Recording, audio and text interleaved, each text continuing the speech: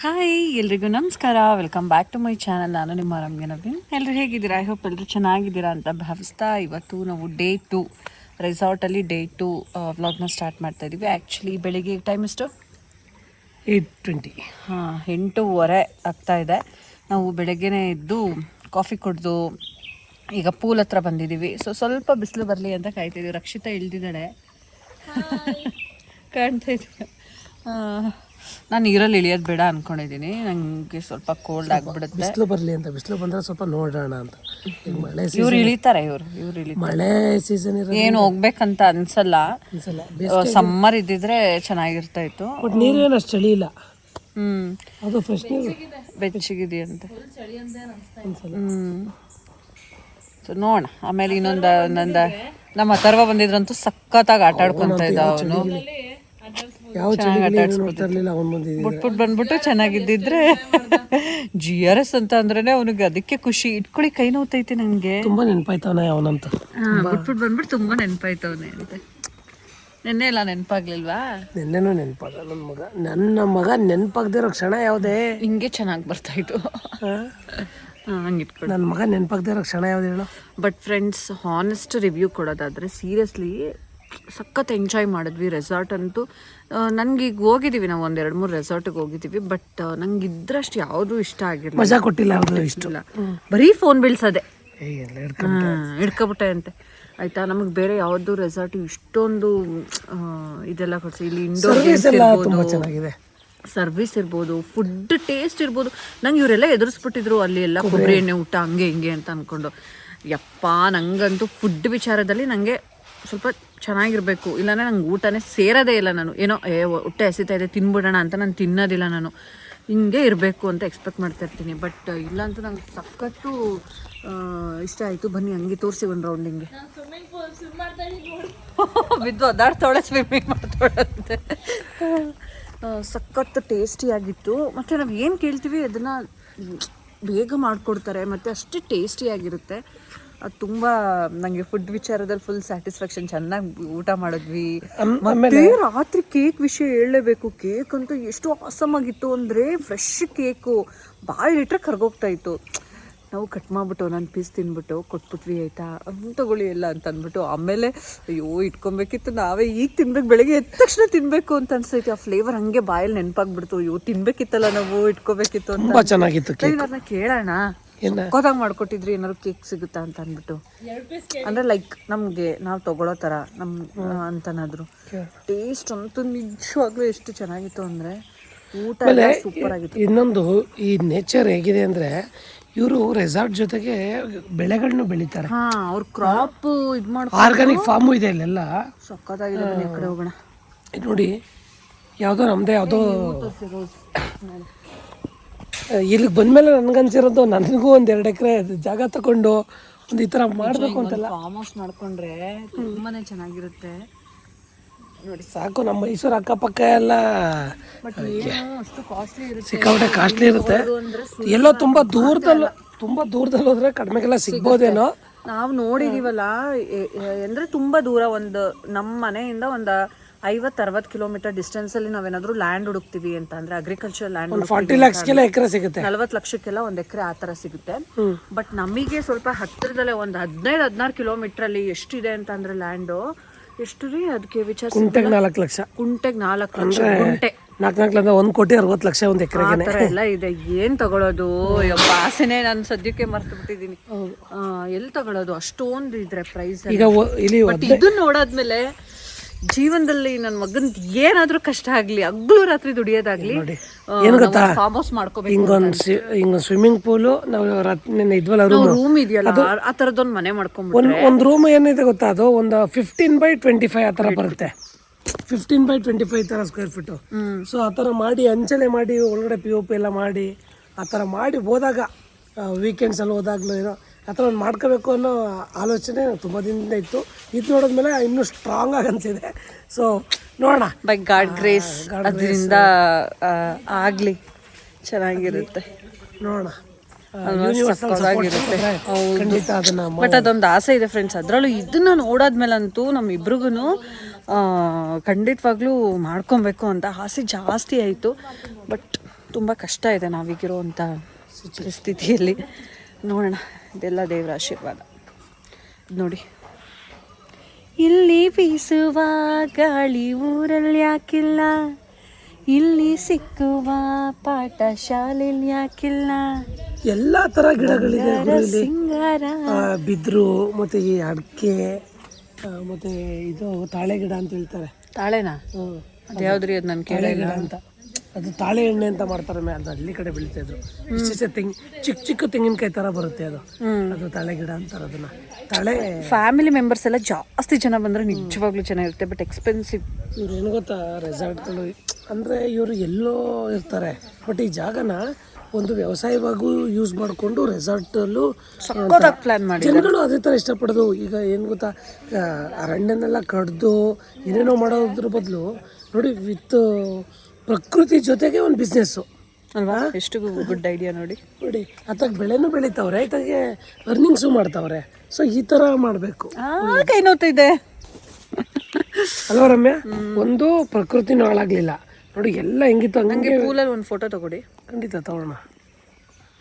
ಒಂದು ಬ್ರೇಕ್ ಬೇಕಿತ್ತು ಫ್ರೆಂಡ್ಸ್ ನಮಗೆ. ನಾನೇನೋ ಫಾರ್ಮ್ ಹೌಸ್ ಮಾಡ್ರೆ ಒಂದು 2 ಎಕರೆ, ಜಾಸ್ತಿ ಬೇಡ, ಒಂದು 2 ಎಕರೆ ಮಾಡೋಕೆ ಅಂತ ಆಸೆ. ಅದರಲ್ಲಿ ಯಾರಾದರೂ ಒಂದು ಫ್ಯಾಮಿಲಿನ ತೋಟದಲ್ಲಿ ಇರಿಸಿ ಒಂದು 4 ಹಸು ಕೊಡಿಸಿ ಅವ್ರಿಗೆ, ಅವರು ಅದ್ರಲ್ಲಿ ಬರೋ ಇನ್ಕಮ್ ಅವರೇ ತಗೊಳ್ಳಿ. 4 ಹಸು, ತೋಟನ ಚೆನ್ನಾಗಿ ನೋಡ್ಕೊಳ್ಳಿ. ಅಲ್ವಾ ರಮ್ಯ? ಹೌದು, ತುಂಬಾ ಆಸೆ ಇದೆ. ಅವ್ರಿಗೊಂದು ಇದು ಕಟ್ಸ್ಕೊಡೋದು ಒಂದು ಮನೆ. ನಾವು ಓದೋಕೆ ಬಂದಾಗ ಉಳ್ಕೊಳ್ಳೋಕ್ಕೆ ಒಂಥರ ಲಕ್ಸುರಿಯಾಗೇ ಇರ್ಬೇಕು, ಚೆನ್ನಾಗಿ ಆ ಥರ ಚೆನ್ನಾಗಿದೆ ಗೊತ್ತಾ. ಅಂದರೆ ಈಗ ಪ್ರೆಸೆಂಟು ಇಲ್ಲ ಅಂದ್ರೆ ಅವೆಲ್ಲ 1 ಕೋಟಿ ರೂಪಾಯಿನ ಪ್ರಾಜೆಕ್ಟ್ ಅವೆಲ್ಲ. ನೋಡೋಣ ಫ್ಯೂಚರಲ್ಲಿ.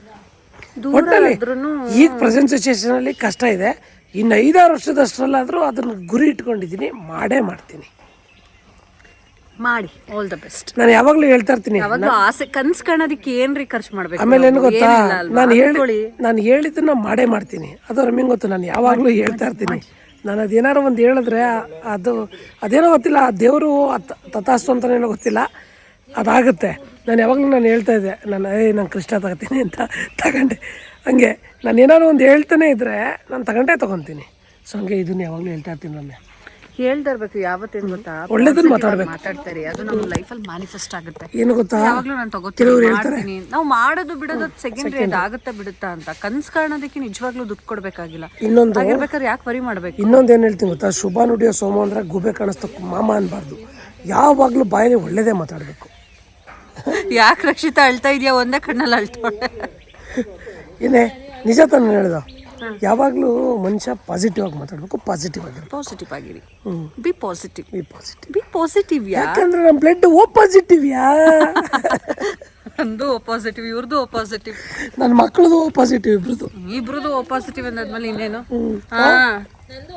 ನಮ್ಮ ಅಮ್ಮದು ಓ ಪಾಸಿಟಿವ್, ಎಲ್ಲರೂ ಓ ಪಾಸಿಟಿವ್. ಇಲ್ಲಿರೋರು ಪಾಸಿಟಿವ್ ಆಗಿರಿ, ಎಲ್ಲವೂ ಸಾಧ್ಯ.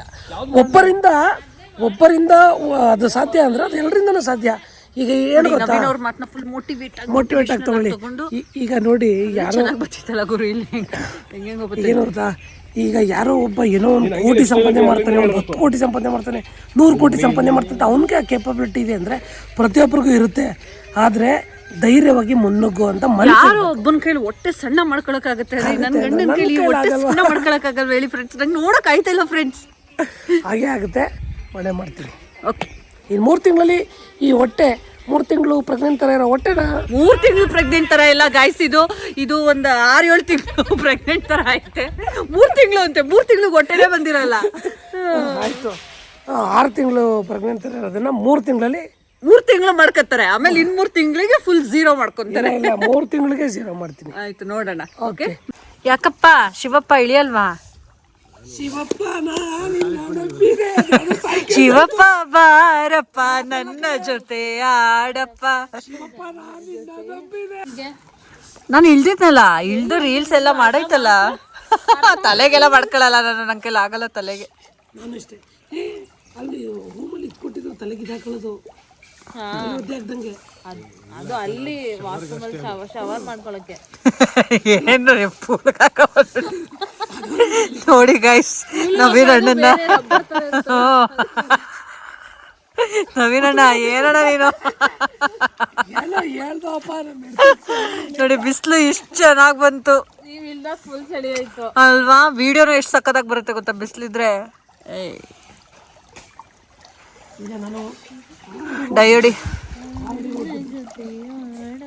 ಶಿವಪ್ಪ ಬರ್ತಾ ಇಲ್ವಲ್ಲ ಆಡಕ್ಕೆ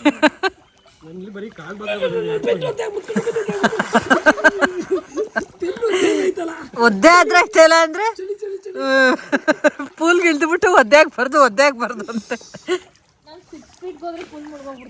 ಹೋಗ್ ನೋಡು ರಕ್ಷಿತ ಒಂದ್ಸಲ ನಾನಿರೋದೇ 5.3 ಅದರಲ್ಲಿ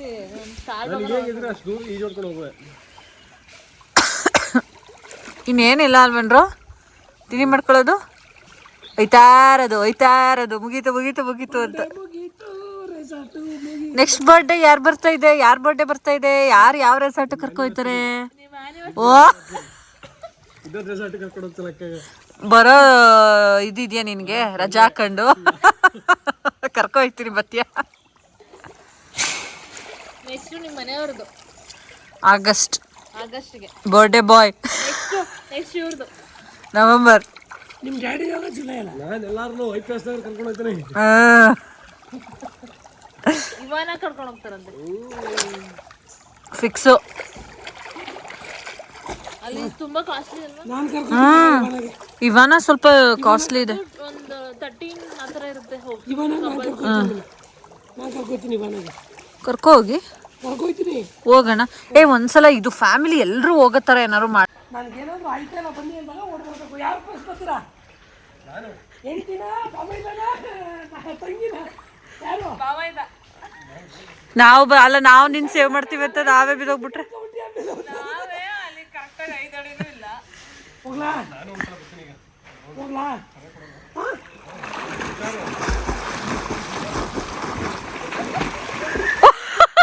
ಹಿಡ್ಕೊಳ್ಳೋ ನನ್ನ ಗಂಡನ ಹಿಡ್ಕೊಳ್ಳೋ ಸೇವ್ ಮೈ ಹಸ್ಬೆಂಡ್ ಸೇವ್ ಹೋಗ್ಲೇ ಇಲ್ವಲ್ಲಪ್ಪ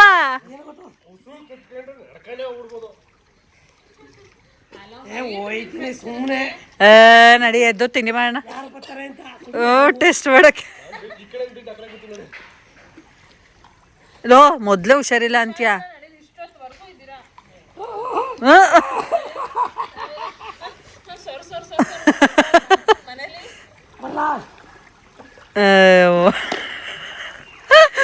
ಬರ್ಲಾ ಅನ್ಕೊಂಡು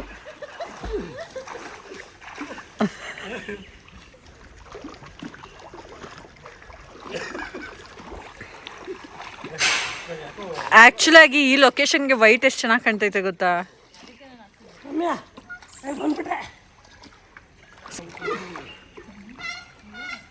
ಫ್ರೆಂಡ್ಸ್ ಈಗ ನಾವು ಪೂಲಿಂದ ಬಂದು ಫ್ರೆಶ್ ಅಪ್ ಆಗಿ ಈಗ ಬ್ರೇಕ್ಫಾಸ್ಟ್ ಮಾಡೋಣ ಅಂತ ಹೋಗ್ತಾ ಇದ್ವಿ ಆಲ್ರೆಡಿ ಟೈಮ್ ಎಷ್ಟಾಗೋಗಿದೆ ಆಲ್ರೆಡಿ 10ಗೆ ಇನ್ನೊಂದು ಇಲ್ಲ 10 ಕರೆಕ್ಟಾಗಿ 10 ಲಾಸ್ಟ್ ಅಂತೆ ಆ್ಯಕ್ಚುಲಿ 10ಗೆ 5 ನಿಮಿಷ ಐತೆ 10 ಗಂಟೆಗೆ ಲಾಸ್ಟ್ ಅಂತೆ ಬಟ್ ನಾವೀಗ ನಮ್ಗೆ ಇಟ್ಟಿರ್ತಾರೆ ಒಂಚೂರು ಗೊತ್ತಲ್ಲ ನಾವು ಮೈಸೂರಿಂದ ಬಂದಿದ್ದೀವಿ ಏನಿವ್ರೆ ನಮ್ಮ ಮಾವನ ಮನೆ ರೆಸಾರ್ಟ್ ಇದು ಸೊ ಇಟ್ಟಿರ್ತಾರೆ ಕಣ್ರಿ ನಿಮ್ಮ ಮಾವನ ಮನೆನೂ ಅಲ್ಲ ನಮ್ಮ ಮಾವನ ಮನೆನೂ ಅಲ್ಲ ಯಾವುದೋ ಬಟ್ ಚೆನ್ನಾಗಿದೆ ಸೂಪರ್ ಆಗಿದೆ ನಮ್ಮ ಮನೆ ಥರನೇ ಇದೆ ಹೋಗಕ್ಕೆ ಬೇಜಾರು ನಮ್ಮ ಮಾವನ ಮನೆ ಎಲ್ಲ ಇವತ್ತೊಂದಿನ ಇರಬೇಕಿತ್ತು ನಮ್ಮ ಮಾವನ ಮನೆ ಎಲ್ಲ ನಮ್ಮದೇ ಅನ್ನೋ ಥರ ಇದೆ ಇವತ್ತೊಂದಿನ ಇರೋಣ ಬಿಡು ಹಾಂ ಇರೋಣ ಬಿಡು ನಾಳೆ ಹೋಗೋತಾರ ಈಗಲೇ ಯಾರೋ ಕರ್ನಾಟಕದವ್ರು ಬಂದವ್ರು ನೋಡಲ್ಲಿ ಎಲ್ಲ ಕರ್ನಾಟಕ ಟೀಮು ನಿಮ್ಗೆ ಹೆಂಗೆ ಗೊತ್ತು ಅಲ್ಲಿ ಕನ್ನಡ ಮಾತಾಡಿದ್ರಲ್ಲ ಅವರು ಕನ್ನಡವೇ ಏ ನಮ್ಮಮ್ಮ ಅವಳಿಗೆ ಕೈ ಮುಗಿಯ ನೀವು ಎಲ್ಲರೂ ಇರಿ ಎಂತಾದರೂ ಇರಿ ಎಂದೆಂದಿಗೂ ನೀವು ಕನ್ನಡವಾಗಿರಿ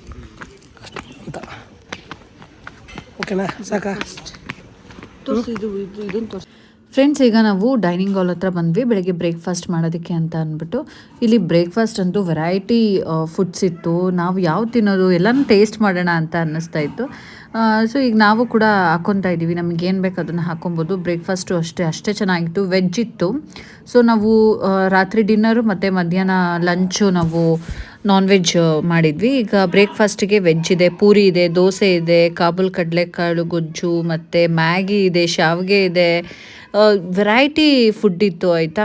ನಾವಂತೂ ಫುಲ್ ಎಂಜಾಯ್ ಮಾಡಿದ್ವಿ, ಫುಡ್ ಅಂತೂ ಸಿಕ್ಕಾಪಟ್ಟೆ ಎಂಜಾಯ್ ಮಾಡಿದ್ವಿ. ನಮಗೆ ನಾನು ಆಗಲೇ ಸುಮಾರು ಸಲ ಹೇಳ್ದಾಗೆ ನನಗೆ ಟೆನ್ಷನ್ ಇದ್ದಿದ್ದೆ ಫುಡ್ಡು ಯಾವ ಥರ ಇಷ್ಟ ಆಗುತ್ತೋ ಇಲ್ವೋ ಆ ಥರನೇ ನಾವು ಅನ್ಕೋತಾ ಇದ್ದಿದ್ದು. ಬಟ್ ಫುಡ್ ಸೀರಿಯಸ್ಲಿ ತುಂಬ ಇಷ್ಟ ಆಯಿತು. ಮತ್ತು ಎಲ್ಲರೂ ಕೂಡ ನೆನ್ನೆ ವ್ಲಾಗ್ನ ನೋಡಿ ಸುಮಾರು ಜನ ರೆಸಾರ್ಟ್ ಬಗ್ಗೆ ಎಂಕ್ವೈರಿ ಮಾಡ್ತಾಯಿದ್ರಿ. ಫ್ರೆಂಡ್ಸ್, ನಿಮಗೆ ಕಂಪ್ಲೀಟ್ ಇದು ಕಾಟೇಜಸ್ ಅಂದರೆ ರೂಮ್ಸ್ ಇಲ್ಲ, ಒಂದೊಂದು ಪ್ರೈಸಲ್ಲಿ ಇರುತ್ತೆ. ಸೊ ನಿಮಗೆ ಅನುಕೂಲ ಆಗೋ ಥರ ನೀವು ನೋಡಿಕೊಂಡು ನೀವು ರೂಮ್ನ ಬುಕ್ಕಿಂಗ್ ಮಾಡ್ಕೊಬೋದು. ಆ್ಯಂಡ್ ನಾನು ನಿಮಗೆ ಕಾಂಟ್ಯಾಕ್ಟ್ ನಂಬರ್ನ ಹಾಕಿರ್ತೀನಿ. ಸೊ ಇವ್ರಿಗೆ ನೀವು ಕಾಲ್ ಮಾಡಿದ್ರೆ, ಎಂಕ್ವೈರಿ ಮಾಡಿದ್ರೆ ಅವ್ರು ನಿಮಗೆ ಕಂಪ್ಲೀಟ್ ಡೀಟೇಲ್ಸ್ನ ಹೇಳ್ಬಿಡ್ತಾರೆ, ಯಾವಾಗ ಅವೈಲೇಬಲ್ ಇರುತ್ತೆ ಮತ್ತು ಪ್ರೈಸ್ ಎಷ್ಟಾಗುತ್ತೆ ಏನು ಕಂಪ್ಲೀಟ್ ಡೀಟೇಲ್ಸ್ನ ಕೊಡ್ತಾರೆ. ಸೊ ತುಂಬ ಜನ ರೆಸಾರ್ಟ್ ಡೀಟೇಲ್ಸ್ನ ಕೇಳಿದ್ರಿಂದ ನಾನು ಅವ್ರ ಕಾಂಟ್ಯಾಕ್ಟ್ ನಂಬರ್ನ ಹಾಕ್ತಾ ಇದ್ದೀನಿ. ನಿಮಗೆ ಬೇಕಿದ್ರೆ ನೀವು ಅವ್ರನ್ನ ಕಾಂಟ್ಯಾಕ್ಟ್ ಮಾಡಿ ನೀವು ಎಂಕ್ವೈರಿ ಮಾಡ್ಕೊಬೋದು ಯಾವ್ಯಾವ ಥರ ಕಾಟೇಜಸ್ ಇರುತ್ತೆ ಏನು ಅಂತ ಅಂದ್ಬಿಟ್ಟು ಎಲ್ಲ. ಸೊ ನಿಜವಾಗ್ಲೂ ಎಂಜಾಯ್ ಮಾಡ್ತೀರಾ. ನಾವು ಬ್ರೇಕ್ಫಾಸ್ಟ್ ಎಲ್ಲ ತುಂಬ ಚೆನ್ನಾಗಿ ಎಂಜಾಯ್ ಮಾಡಿದ್ವಿ. ಮತ್ತು ನಮಗೆ ಅಲ್ಲಿಂದ ಹೊರಡಬೇಕಾದ್ರೆ ಖಂಡಿತವಾಗ್ಲೂ ಇವತ್ತು ಹೊರಟು ಬರೋದಕ್ಕೆ ಬೇಜಾರಾಗ್ತಾಯಿತ್ತು. ನಾವು ಮತ್ತೆ ನೆಕ್ಸ್ಟ್ ಇನ್ಯಾರ್ದಂದು ಬರ್ಡೇ ಅದು ಇದು ಇವೆಂಟ್ ಇದ್ದರೆ ಫ್ಯಾಮಿಲಿನ ಎಲ್ಲರೂ ಕರ್ಕೊಂಡು ಬರೋಣ, ನಿಜವಾಗ್ಲೂ ಎಲ್ಲರೂ ಬಂದರೆ ಇನ್ನೂ ಮಸ್ತ್ ಮಜಾ ಮಾಡ್ಬೋದು ಅಂತೆಲ್ಲ ಅಂದ್ಕೊಂಡು ಡಿಸ್ಕಷನ್ ಮಾಡ್ಕೊಂಡ್ವಿ. ಫ್ರೆಂಡ್ಸ್, ಈಗ ನಾವು ರೂಮ್ನ ಚೆಕ್ಔಟ್ ಮಾಡ್ತಾ ಇದ್ದೀವಿ. ಈಗೆಲ್ಲ ಮತ್ತೆ ಪ್ಯಾಕಿಂಗ್ ಮಾಡಿ ನೋಡಿ ಫುಲ್ಲು ಒಂಥರ ಬೇಜಾರಾಗ್ತಾ ಇದೆ ಗುರು ನನಗೆ. ಮಕ್ಕಳು ಎಂಬ ಜಂಜಾಟವಿಲ್ಲ. ನಾನು ವಿಡಿಯೋನೇ ಆನ್ ಮಾಡಿರಲಿಲ್ಲ ಅನಿಸುತ್ತೆ. ಎಲ್ಲೂ ಅನ್ಕಂಫರ್ಟಬಲ್ ಫೀಲ್ ಆಗಿಲ್ಲ. ಸಕ್ಕತ್ತಾಗಿತ್ತು, ಜಾಲಿ ಆಗಿದ್ವಿ. ಇರೋಷ್ಟು ಸಮಯ ನಮ್ಗೆ ಎಲ್ಲೂ ಬೇಜಾರಾಗಿಲ್ಲ. ಅದು ಇದು ತಗೊಳ್ಳಿ, ಹೇರ್ ಇದು ವಾಲ್ಯೂಮೈಸರ್ ಏನೇನು ತಗೊಬೇಕೆಲ್ಲ ತಗೊಳ್ಳಿ. ಸ್ವೆಟ್ರ್ ಹಾಕೋಬಿಡ್ಲ ನಾನು, ಚಳಿ. ಸ್ವೆಟರ್ ಟ್ರಾವೆಲಿಂಗ್ ಅಲ್ಲಿ ಶೆಕೆ ಆಗುತ್ತಮ್ಮ. ಹೌದಾ? ಅವನು ಎ ಸಿ ಹಾಕಲ್ಲ, ಅವ್ನಿಗೆ ಕೋಲ್ಡ್ ಆಗಿದೆ ಅಂತ ಶೆಕೆ ಆಗುತ್ತೆ. ಇಲ್ಲ, ಚಳಿ ಐತೆ. ಇಲ್ಲ, ಕೈಯಲ್ಲಿ ಇಟ್ಕೋತೀನಿ ಸ್ವೆಟ್ರನ್ನ, ಬೇಕಾದ್ರೆ ಹಾಕೊಂತೀನಿ ಅಷ್ಟೆ. ಅವನು ಕೋಲ್ಡ್ ಆಗಿದ್ದೀರ ಅಂತ ಅಮ್ಮಗೆ. ನಮ್ಮಂತೂ ಎ ಸಿ ಇಲ್ಲ ಅಂದರೆ ಆಗಲ್ಲ. ಚಳಿ ಐತೆ ಅಲ್ವಾ ನಿಮಗೆ? ಯಾವ ಚಳಿ ಬರು. ನಿಮ್ದೆಲ್ಲ ತಗೊಂಡಿದ್ದಾಯ್ತಾ? ಫಸ್ಟ್ ನೀವು ನೋಡ್ಕೊಳ್ಳಿ, ನೆಕ್ಸ್ಟ್ ನಾನು ನೋಡ್ಕೊತೀನಿ. ಎಲ್ಲಾದ್ರೂ ತಗೊಳ್ತಾರೋ ಅಭ್ಯಾಸ ಬಿಟ್ಬಿಡ್ಬೇಕು. ಇಟ್ಕೊಂಡಿರ್ಬೇಕು, ಎಲ್ಲ ಸುಮ್ಮನೆ ಇಟ್ಕೊಂಡಿರ್ಬೇಕು. Safer side. ಇದೊಂದು ಬ್ಯಾಗ್ ಹಾಕ್ಬಿಡ್ಬೇಕು, ಮರ್ತ್ಕೊಬಿಡ್ತೀವಿ. ಇದು ಹೊರಗಡೆ ಇಟ್ಕೋತೀಯಾ? ಒಂದು ಕೆಲಸ ಮಾಡೋಣ ಗೈಸ್, ನವೀನ್ ಅವ್ರು ಕೊಡ್ಸಿದ್ದು ಹ್ಯಾಂಡ್ ಚೈನ್ ಇದೇನೆ. ಸ್ವಲ್ಪ ದೊಡ್ಡದು ಸೈಜ್ ಗೊತ್ತಾಗಲ್ವಾ ನಿಮಗೆ? ಒಂಚೂರು ಚಿಕ್ಕದಾಗಿ ಮಾಡಿಸಿದ್ರೆ ಆಗ್ತಿರ್ಲಿಲ್ವಾ? ಹಾಂ, ನನ್ನನ್ನೇ ದಪ್ಪ ಮಾಡಿಸ್ತಾರಂತೆ. ಚಾಕ್ಲೇಟ್ ನೀವು ಕೊಟ್ಟಿದ್ದು ತಿನ್ಕೊಂಡು ಹೋಗ್ತೀನಿ. ಮೆಲ್ಟ್ ಆಗಿಲ್ಲ. ರೋಸ್ಟೆಡ್ ಆಲ್ಮಂಡ್ ನಂಗೆ ಸಖತ್ ಇಷ್ಟ ಆಯಿತಾ. ಆ್ಯಂಡ್ ಈ ಫ್ಲವರ್ ಬೊಕ್ಕೆ ಅಂತೂ ಸಕ್ಕತ್ತಾಗಿದೆ, ನಂಗೆ ತುಂಬ ಇಷ್ಟ ಆಯಿತು. Thank you Naveen, you made my day. Yeah, ಸಖತ್ ಖುಷಿ ಆಯಿತು ನನಗೆ. ಅದು ನನ್ನ ಬರ್ಡೇ ದಿನನೇ ಹೊರಗೆ ಕರ್ಕೊಬಂದಿದ್ದು, ಹಿಂಗೆಲ್ಲ ಸೆಲೆಬ್ರೇಟ್ ಮಾಡಿದ್ದು ಸಖತ್ ಖುಷಿ ಆಯಿತು. ಯಾವುದೇ ರೀತಿ ಆಫೀಸನ್ನು ಒತ್ತಡಗಳೆಲ್ಲ ಇಲ್ದೇ. ಹೌದು, ನಮ್ಮಮ್ಮಂಗೂ ಥ್ಯಾಂಕ್ಸ್ ಹೇಳಬೇಕು. ಮಕ್ಕಳನ್ನ ನೋಡಿಕೊಂಡು ನಮ್ಮಮ್ಮ ನಮ್ಮ ಅಕ್ಕ ಇಬ್ಬರು ಹೋಗಿ ಬನ್ನಿ ಅಂತ ಅವರು ಕಳಿಸ್ಕೊಟ್ರು. ನನ್ನ ಮಗಳು ಖುಷಿನೇ ನನಗೆ ಖುಷಿ. ಅಯ್ಯೋ, ನನ್ನ ತಂಗಿ ಖುಷಿಯಾಗಿರಲಿ. ಯಾವಾಗಲೂ ಆಫೀಸು ಟೆನ್ಷನು ಮಕ್ಕಳು ಅಂತ ಒದ್ದಾಡ್ತಿರ್ತಾಳೆ ಅಂತ ಎಲ್ಲ ಸೇರಿಕೊಂಡು ನನ್ನ ಮಕ್ಕಳನ್ನ ನೋಡ್ಕೊಂಡಿದ್ದಾರೆ ಎಲ್ಲ ಇಟ್ಕೊಂಡು. ಫ್ರೆಂಡ್ಸ್, ಈಗ ನಾವು ರೂಮ್ ವೆಕೇಟ್ ಮಾಡ್ತಾಯಿದ್ವಿ. ನಮ್ಮ ಲಗೇಜ್ ಎಲ್ಲ ತೊಗೊಂಡು ನಮ್ಮನ್ನು ಕರ್ಕೊಂಡು ಹೋಗೋದಕ್ಕೆ ಅಂತ ಬಂದಿದ್ದಾರೆ. ತುಂಬ ಮಿಸ್ ಮಾಡ್ಕೊತಾ ಇದ್ದೀನಿ ಅಂತ ಅನ್ನಿಸ್ತಾ ಇತ್ತು ನನಗೆ ಅಲ್ಲಿಂದ ಹೊರಡಬೇಕಾದ್ರೆ. ಬಟ್ ಹೊರಡಲೇಬೇಕಲ್ವ, ನಮ್ಮದು ಕೆಲಸ ಜವಾಬ್ದಾರಿ ಅನ್ನೋದು ಇದ್ದಿರುತ್ತೆ, ಎಷ್ಟು ದಿನ ಇರೋದಕ್ಕಾಗುತ್ತೆ. ಆ್ಯಂಡ್ ಈಗ ನೋಡಿ, ನೀವು ನೋಡ್ತಾ ಇರ್ಬೋದು, ನವೀನ್ ಮುಂದೆ ಕೂತ್ಕೊಂಡಿದ್ರು, ನಾವು 3 ಜನ ಹಿಂದೆ ಕೂತ್ಕೊಂಡು ಸಖತ್ ಎಂಜಾಯ್ ಮಾಡಿದ್ವಿ. ಹೀಗೆ ಮಾತಾಡಿಕೊಂಡು ನಗಾಡ್ಕೊಂಡು ಹೋಗ್ತಾ ಇದ್ವಿ. ಏನಂದರೆ ಒಬ್ಬರು ಇಬ್ಬರು ಬಂದಾಗ ನಿಜವಾಗ್ಲೂ ಅಷ್ಟೊಂದು ಮಜವಾಗಿರೋದಿಲ್ಲ. ಜೊತೆಗೆ ಈ ಥರ ಎಲ್ಲ ಇದ್ದರೆ ಒಂಥರ ಚೆನ್ನಾಗಿ ಎಂಜಾಯ್ ಮಾಡ್ಬೋದು, ಫನ್ ಇರುತ್ತೆ. ಸೊ ಈಗ ನಾವು ಅಲ್ಲಿಗೆ ಬಂದ್ವಿ, ಕಾರ್ ಪಾರ್ಕಿಂಗ್ ಮಾಡಿದ್ವಲ್ಲ ಅಲ್ಲಿಗೆ ಬಂದು ಈಗ ನಮ್ಮ ಲಗೇಜ್ನೆಲ್ಲ ಕಾರಲ್ಲಿ ಇಟ್ಟು ಇನ್ನೇನು ಹೊರಡ್ತಾ ಇರಬೇಕು. ಸೊ ಅಲ್ಲಿ ನಾವು ಕಾಂಟ್ಯಾಕ್ಟ್ ಮಾಡಿದ್ವಲ್ಲ, ಅವ್ರನ್ನ ಮೀಟ್ ಮಾಡಿ ಕೊನೆಗೆ ಬಾಯ್ ಹೇಳಿ ಅಲ್ಲಿಂದ ನಾವು ಹೊರಟ್ವಿ. ಸೊ ಈಗ ನಮ್ಮ ಪಯಣ ಮೈಸೂರಿನ ಕಡೆಗೆ. ಆ್ಯಂಡ್ ತುಂಬಾ ಖುಷಿ ಆಯಿತು. ಈ ವರ್ಷದ ಬರ್ಡೇ ಇಷ್ಟೊಂದು ಸ್ಪೆಷಲ್ ಆಗಿರುತ್ತೆ ಅಂತ ಅಂದ್ಕೊಂಡಿರಲಿಲ್ಲ. ಆ್ಯಂಡ್ ನವೀನ್ ಗಿಫ್ಟ್ ಕೊಟ್ಟರು ಅಂತ ಹೇಳಿದ್ನಲ್ಲ, ಆ ಗಿಫ್ಟ್ ಬಗ್ಗೆನೂ ನೋಡಿ, ಆನೆ ಕಾಣಿಸ್ತು ನಮಗೆ ಹೋಗಬೇಕಾದ್ರೆ. ಇದು ಕಾಡಾನೆ ಆಯಿತಾ. ಅದ್ರ ಬಗ್ಗೆನೂ ತುಂಬ ಜನ ಕೇಳ್ತಾ ಇದ್ರಿ ಎಷ್ಟಿದೆ ಡಿಸೈನ್ ಏನು ಅಂತ. ನಾನು ಅದು ಕಮ್ಮಿಂಗ್ ಬ್ಲಾಗಲ್ಲಿ ನಿಮ್ಮ ಜೊತೆ ಶೇರ್ ಮಾಡ್ತೀನಿ. ಅಲ್ಲಿಂದ ನಾವು ಬಂದು ಡೈರೆಕ್ಟಾಗಿ ಬನ್ನೂರು ಸಿದ್ದೇಶ್ವರಕ್ಕೆ ಬಂದು ಊಟ ಮಾಡ್ಕೊಂಡು ಹೋಗ್ಬಿಡೋಣ ಅಂತ, ಊಟ ಮಾಡಲಿಕ್ಕೆ ಅಂತ ಮೈಸೂರಿಗೆ ಬಂದು, ಇಲ್ಲಿ ಟೆರಿಷನ್ ಕಾಲೇಜ್ ಆಪೋಸಿಟ್ ಬರುತ್ತೆ ಇದು, ಅಲ್ಲಿಗೆ ಬಂದು ಊಟ ಮುಗಿಸಿದ್ವಿ. ಇದಾಗಿತ್ತು ವ್ಲಾಗ್. ಮತ್ತೆ ನೆಕ್ಸ್ಟ್ ವ್ಲಾಗಲ್ಲಿ ಸಿಗ್ತೀನಿ. Thank you.